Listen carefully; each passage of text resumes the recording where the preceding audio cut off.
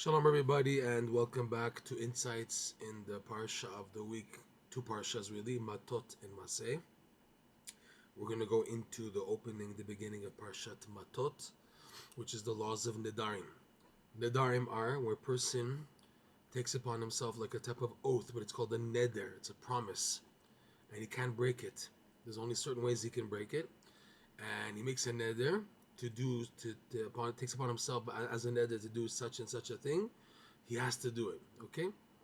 And now there are exceptions where a person can have it annulled if now he is overwhelmed and he can't stick to his promise, his commitment. So he goes in front of a sage, a chacham, who's matir. He does a hatara. He's able to annul it, okay?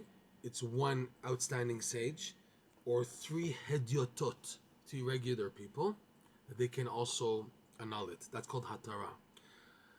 Hafara is now a young girl who's not a little girl, but she's not a young woman. She's in between, okay, and she's still in her father's domain.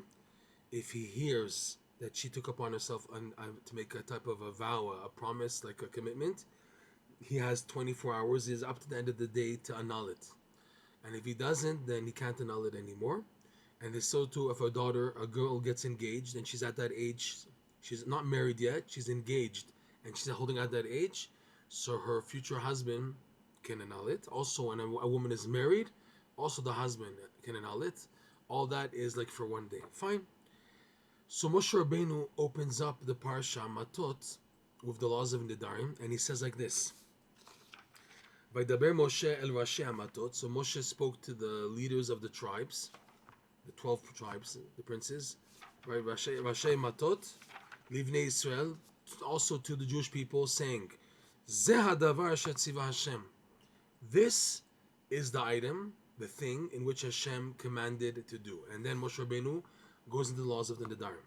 So Rashi points out this wording by Moshe Rabbeinu is very powerful. Ze hadavar. Thus is what Hashem spoke. You know, how fortunate is a human being, like Rashi says many times, Ashrei Yelud Isha.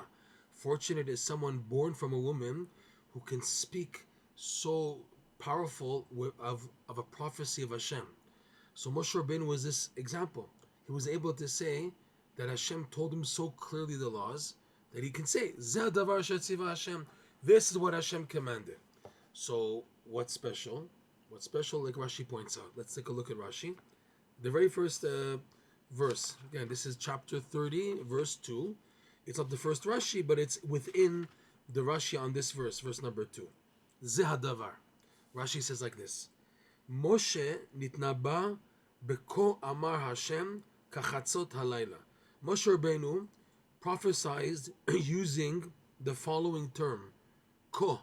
Thus has Hashem said, kachatzot at about midnight. Where does this appear? This appears in Parshat Bo, when Moshe Rabbeinu is giving over the laws of the Korban Pesach and the laws of the night of Pesach, and also the final punishment to Paro.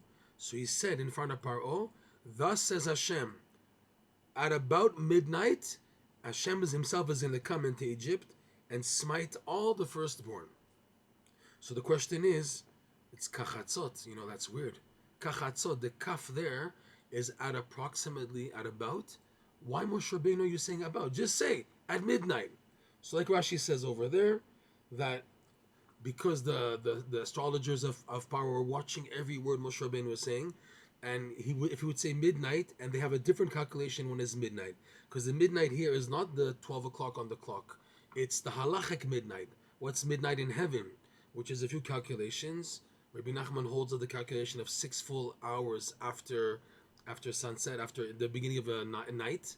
That's when midnight is, and it changes based on the day, etc. Okay, there's also other opinions.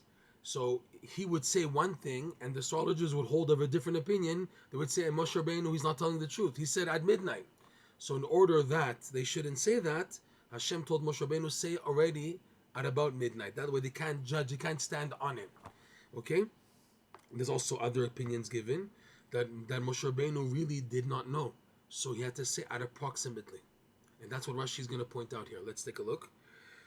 Moshe Rabbeinu prophesied with, thus says Hashem, kachatzot halaylah, like we saw in Parshat Bo, at about midnight, Hashem is going to come to smite the firstborn.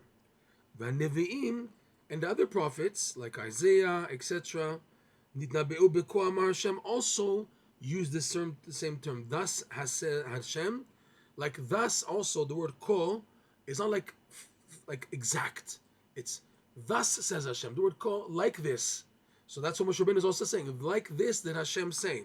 So it's on the ka of kachatzot, but also on ko amar Hashem. But now, Rashi points out, Mosaf alehem Moshe shenitnabea belashon ze hadavar. But Moshe Rabbeinu has an advantage over the other prophets, and then also he prophesied with the wording of ze hadavar, meaning what? Clear, perfectly clear. Okay, fine. So the commentaries, the Maharal, for example, he points out, if Moshe Rabbeinu can say already ze hadavar, Moshe Rabbeinu reached a higher level of prophecy that he can say, thus says Hashem. So why do we have to praise Moshe Rabbeinu that he also knows ko amar Hashem, thus says Hashem, which is like approximately, like about. Leave that for the other prophets. If Moshe Rabbeinu has already attained ze hadavar, he's at that level. Why does Moshe Rabbeinu still need ko amar Hashem? It's enough already. If Moshe Rabbeinu reached such a high level that he has a clear prophecy, so that should be the praise. Don't say, oh, Moshe Rabbeinu, he knows ze hadavar and ko, thus says Hashem. Don't say that. Say, he knows ze hadavar, and the other prophets, they know only ko amar Hashem, thus says Hashem, which is approximate. Why say about Moshe Rabbeinu that he has an approximate prophecy? So the Maharal answers that even Moshe Rabbeinu, there are prophecies which are super clear, those which pertain to the Jewish people, the laws that he has to give. So on those apply ze hadavar. Thus says Hashem, it's clear, no problem. But there are things that even Moshe Rabbeinu has that are in the category of approximately. Meaning what? That even Moshe Rabbeinu has those areas of his prophecy where it's still not sure. What's going on here? Okay, so to explain this, let's see the two examples given here. The example given on ze hadavar that Rashi learns out, the Torah learns out about Moshe's level of prophecy of ze hadavar, is by nedarim, promises, vows, the laws of annulling vows and oaths, etc. Nedarim. Okay, what is a neder? Rav Nosson goes into this amazingly in the laws of nedarim in the Likutey Moharan. A neder is where a Jew, by taking upon himself an oath in the format of a neder. Don't forget, there's also a shvua, which is more severe. It's called an oath. He's swearing. But a neder is a person talks upon himself like a promise, a commitment, and he has to keep his word.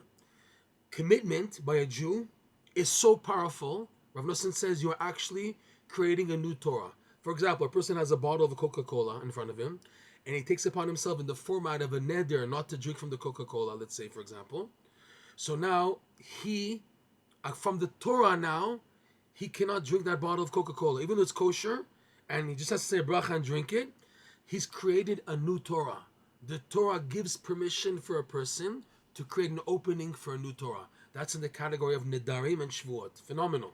That a Jew has the power to go to the source of the Torah by his speech, by a neder.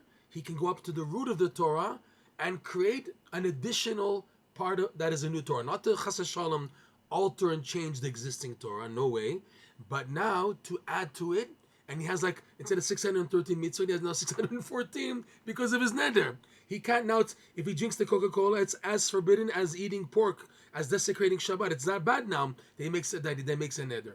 Okay, there's halachic dispute how severe it is, but it's a problem if he now goes against his neder, because now he created a new Torah. So the Zohar says, the Kabbalah teaches, neder is broken up into two words, nun, dar, residing at the level of nun, which is 50. Someone who reaches level where he's residing at the 50th level of holiness, which is super duper high, and from there, because he's residing there, he has power to create a new addition to the Torah. That's the power of speech, a neder. That's why we have to be very careful to always say, bli neder, I take upon myself, but bli neder, without a promise that I will commit myself to help you to do this, because if you don't say that, then it becomes like a neder and it's very dangerous. So that's how powerful the speech is, okay? In this domain, Moshe Rabbeinu was able to say Zeh hadavar. His prophecy was clear because he is someone who, it's, in other words, we're trying to explain, it's learned out from the laws of nedarim because Moshe Rabbeinu was someone who mastered the 50th level.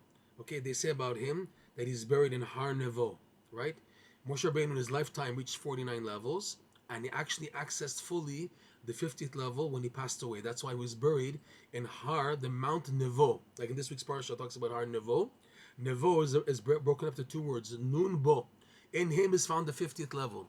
Neder is Nun Dar, someone who resides, but is someone who has inside of him the 50th level. And that's Moshe Rabbeinu. Okay? He was holding at a level that he's at the 50th level. There's clarity. This is where he bypasses all the other prophets, and that he's holding at the 50th level. So it's learned out by the laws of nedarim, which is in order that a person creates a new Torah in the format of a neder, he has to also go up to the 50th level to activate it. That's the power of the speech. Moshe Rabbeinu teaching this law, and that chachamim can matir, can annul a person's vow. They can find an opening, what's called a petach charata, an opening of regret. Like they say to the person, if you knew that you couldn't do this and this and that, would you have done the neder in the first place? The person says, no, I would never have taken it upon myself if I would have known it being this hard or this difficult and that, and make an opening and it's annulled, okay? That a sage has that power, that means he bypasses the Torah that's been created by this guy, even though it went up to the neder. And it comes from Moshe Rabbeinu that he teaches Zeh hadavar. So this is where Moshe Rabbeinu excels more than anyone else. He opens the way for annulment of vows, and specifically in these laws, do we learn out Moshe Rabbeinu's capacity of being able to say Zeh hadavar. This is the thing, okay? But now, even Moshe Rabbeinu has to have, like every tzaddik, has to have an area which is iffy, because we cannot say that a tzaddik is so perfect that he's one with Hashem. By saying that, that's already verging on idolatry, chas v'shalom. A tzaddik is a tzaddik, but there's always Hashem. We don't, God forbid, ever worship a tzaddik. As great as he may be, Hashem is always above everything else, okay? Just tzaddikim master above the average person to become closer than anybody else to Hashem in their devotions and their good deeds, but they're not totally not unified at Hashem. So that chas v'shalom, they're the one and the same. That's already idolatry. That's in the Christianity perspective, chas v'shalom. We're not going to go into that scope right now. But a tzaddik has to have, based on this, some type of limitation. Rabbi Nachman says this, that even the tzaddikim have ins and outs, ups and downs also at a very high level, but they have those areas that are also iffy, that are a bit wobbly. It has to be like that. It has to be in and out by everybody. So Moshe Rabbeinu, his in and out is learned out in amar Hashem, kachatzot, halaylah, at the concept of midnight. Midnight is something fascinating. Rav Nosson goes into the concept of midnight in his discourse on Likutey Moharan Lesson, Nefilat Apayim, discourse number 4. He says the secret of midnight is the joining of two opposites working together as one. This already defies intellect. It's impossible to comprehend how two opposites work together. What are they? What are the two opposites? Midnight is the joining point of the sun and the moon. What in the world? Midnight is dark. What are you talking about, the sun? The sun shines at dawn, dusk, sunrise, that's something else. What are you saying? So he says, no, the power of the sun is revealed specifically at the darkest point of the night, which is midnight. The moon, whose job is to reflect the light of the sun, and the moon is waning and waxing. It's sometimes a full moon, sometimes it's not. It's up and down, but whatever the moon is, any light it has comes from the sun. Just the positioning of the earth between the sun and the moon. So Rav Nosson explains beautifully that the sun corresponds to perception, a person's perception of godliness, intellect, understanding, growth, to perceive, to understand, in Torah, in Hashem, in mitzvot, in life, perception. And the moon, with its diminishing act, and also expanding but diminishing, is the idea where a person lacks perspective, perception, lacking knowledge, lacking knowing what's happening. Rabbi Nachman teaches, listen 24, Likutey Moharan, you need both. In order to perceive God, you need the perception time and then the knockback, what's called in the Kabbalah a betisha. You need to have a setback where there's no clarity. You have no idea what's flying in life. You don't understand. It's not clear. You need both. And it's specifically when you don't understand, that's when Hashem shines into you vessels to receive within them the light, what's called the infinite light, which is beyond the grasp, yet a person attains a perception of it when he's not paying attention, when he has no idea what's happening, when his mind is not in comprehension mode. It's beyond that. That's when Hashem fills a person. But for that to happen, a person needs the running to be in and back, to have a fallback. You need both. You need to go forward and then be pushed back. Not to stay back all the time and not to go forward all the time. Okay? You need the thrust of going forward and then being pushed back. And that pushback is, Rabbi Nachman calls that the keter, the power of the keter, which pushes a person backwards, and that's where a person gets this light. And he teaches, Rav Nosson, this happens at midnight.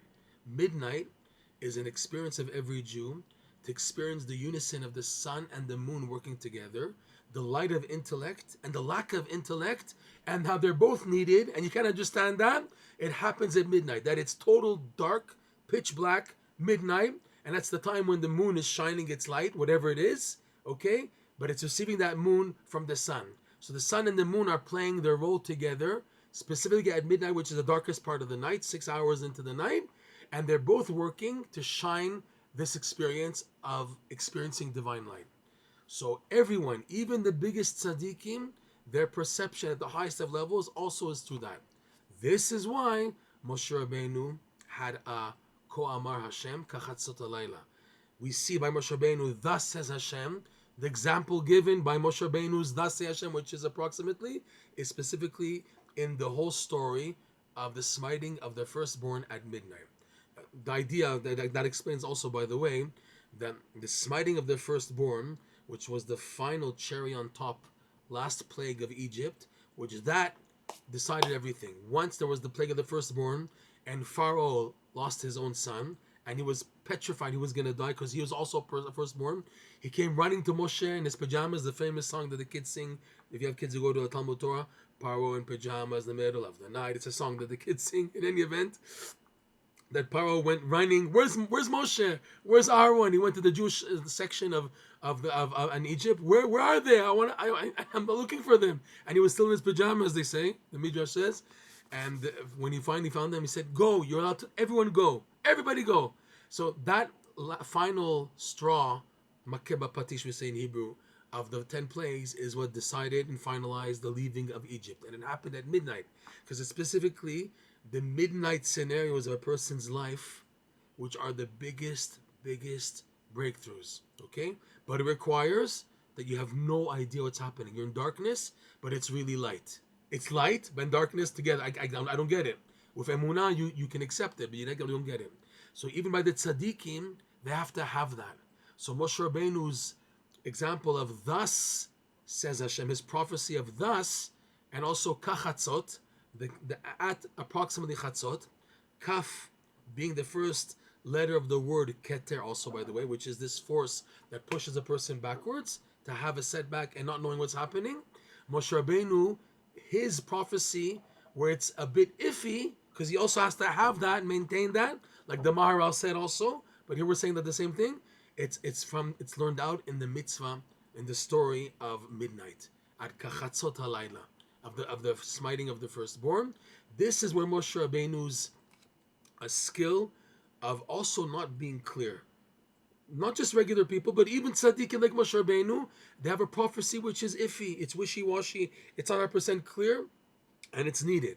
So this answers why Moshe Rabbeinu has to have 2 examples of prophecy. He has the hadavar, which is totally in, total clarity, but also Moshe Rabbeinu has the amar Hashem, thus says Hashem, approximately like this. He also has to have that, and he has to continue to have that, to show that even Moshe Rabbeinu has the in and out. His in is hadavar, the idea of the nedarim. That's why he's able to teach the idea that a sage is able to untie, lahatir, totally, to unlock a person's vows and promises and commitments that he took upon himself in the format of a neder, that a chacham can nullify it, even though it's going up to the level of noon, the 50th level, which is super duper high. Nonetheless, Moshe Rabbeinu teaches ze hadavar in this mitzvah to show that this is his clarity and ability to even knock down someone who tried to create a new Torah from the level of 50, which is super high. You would think, you've done that, you can't go against your vow because it's reaching such a high level, it's so severe. A chacham, a sage, can come and nullify it. Learn down from Moshe Rabbeinu in the format of Zadavar. And kachatzot, smiting of enemies, where that represents breakthroughs from the evil that are keeping a person away from Hashem.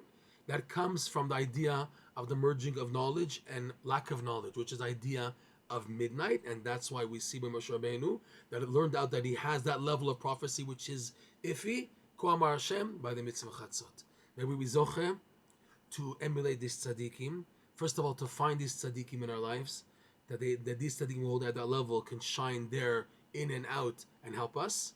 Okay, and also to remember that even the biggest tzaddikim have ins and outs, so you shouldn't give up when you see that you have so many ins and outs in your daily living and struggles. You have sometimes that you're on a high level, like they say in the expression, you're on cloud 9, and other times you wish you wouldn't be here. You're like off the grid totally, and yet you have to go on and hold on and continue, because even if big tzaddikim had their ins and outs, so you should understand that you too, with your ins and outs in life, you should hold on, because that is part of the process. Shabbat Shalom, Umevorach.